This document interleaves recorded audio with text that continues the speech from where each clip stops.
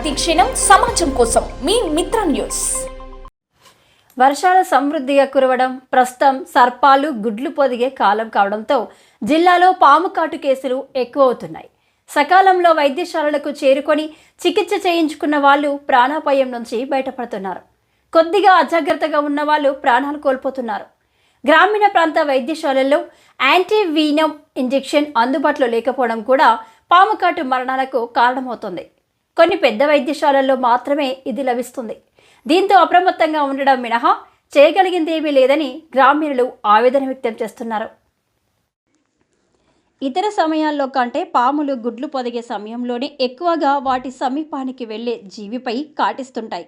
అవి పొదిగే గుడ్లకు ప్రమాదం సంభవిస్తుందన్న భయంతోనే ఆ సమయంలో పాములు విచక్షణరహితంగా కాటేసేందుకు సిద్ధమవుతాయి. ప్రతి సంవత్సరం వర్షాకాలం ప్రారంభమైన తర్వాతనే కలిసే సమయం తర్వాత అక్టోబర్ నుంచి నవంబర్ వరకు గుడ్లు పెడతాయి. జనవరి వరకు పొదిగే సమయం ఉంటుంది. ఈ సమయంలోనే అవి అత్యంత ప్రమాదకరంగా ఉంటాయి. వాస్తవానికి పాములు ఇతర సమయాల్లో ఆహార సేకరణకు ఉపయోగపడే జీవులపై మాత్రమే కాటేసి వాటిని చంపిన తర్వాత తింటాయి. మనుషులను అవి కాటేసేందుకు ప్రయత్నించవు. మనుషుల అలికిడిని శబ్ద గ్రహణం ద్వారా గ్రహించి దాదాపు పక్కకెళ్ళిపోతాయి. పెద్ద పాముల కంటే చిన్నపాటి పాములతోనే ఎక్కువ ప్రమాదం ఉంది. పెద్ద పాములు ఎంత విషయం వదలాలో విచక్షణతో వ్యవహరించి కాటు వేస్తాయి. అదే తక్కువ వయసున్న పాములు భయంతో అవి ఎక్కువ మొత్తంలో విషాన్ని కాటులో చిమ్ముతాయి. జిల్లాలో పాము కాట్లు పెరిగాయి. ముఖ్యంగా అటవీ సమీప ప్రాంతాల్లో విషసర్పాల సంచారం ఎక్కువైంది. గతంతో పోల్చితే కొన్నేళ్లుగా పాము కాటుతో మృతి చెందుతున్న కేసులు అధికమవుతున్నాయి. వాస్తవానికి అటవీ సమీప గ్రామాల్లో విషసర్పాల కాటు కేసులు ఎక్కువగా ఉంటున్నా అవి వెలుగు చూడడం లేదు. సకాలంలో వైద్యం అందకపోవడంతో మరణాలు సంభవిస్తున్నాయి. దీంతో పాటు నాటు వైద్యం కూడా మరణాల శాతం పెరగడానికి కారణమవుతుంది. ఎక్కువగా సంచరించే సర్పాల్లో విషపూరితమైనవి, ప్రమాదకరమైనవి 3 రకాలే. వాటిల్లో రక్తపింజరి, నాగుపాము, కట్లపాము మాత్రమే విషపూరితమైనవి. ఇవి కాటిస్తే ప్రాణాలకు ముప్పే. వాటిల్లో కూడా రక్తపింజరి అత్యంత ప్రమాదకరమైనది. దీని కోరలు పెద్దవి కావడం, లోతుగా కాటేయడం వలన ప్రమాద తీవ్రత ఎక్కువగా ఉంటుంది. తాచు కట్లపాములు కూడా విషపూరితమైనవే అయినా రక్తపింజరితో పోల్చితే తక్కువే. మిగిలిన వాటిల్లో కొండ చిలువలు, జర్రిపోతులు, మట్టి పాములు, నీరు కట్టు పాములు తదితరాలు ఉన్నా వాటితో ప్రాణాపాయం ఉండదు. అవి కాటేసినా హైపర్ టెన్షన్, గుండె జబ్బులు ఉన్న వాళ్ళే మరణిస్తారు. గ్రామీణ వైద్యశాలల్లో లేని యాంటీవీనమ్ ఇంజెక్షన్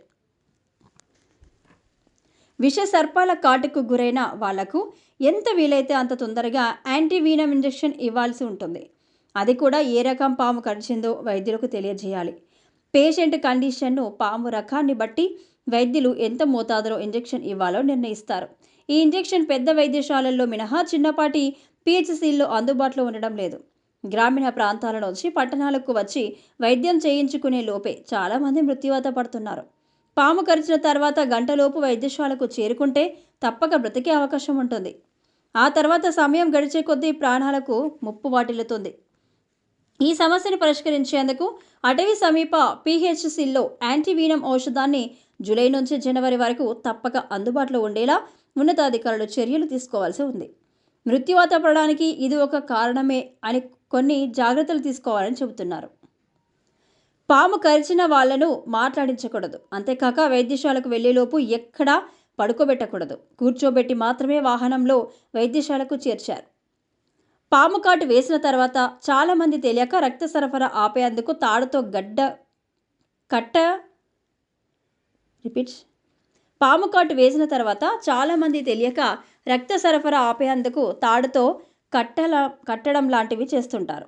అలా చేయడం వలన ఆ కింది ప్రాంతమంతా వేగంగా విషం రక్తనాళాల్లో చేరి విషపూరితమై ఆ అవయవాన్ని తీసేయాల్సి వచ్చే పరిస్థితులు ఏర్పడతాయి.